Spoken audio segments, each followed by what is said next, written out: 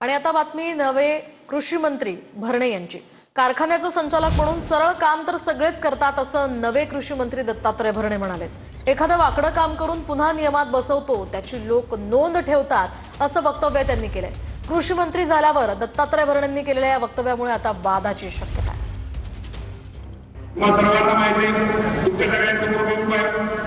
मी जर कारखान्याला संचालक झालो, त्या कारखान्या संचालकाचं पदात असताना काम जर मी सरळ काम तर सगळेच करतात, पण एखादं असं वाकडं आणि करून सरळ नियमात बसवणारं काम जे करतात ती माणसं नोंद ठेवतात का ते वाकडी कामं करून सत्तेवरती आले ना।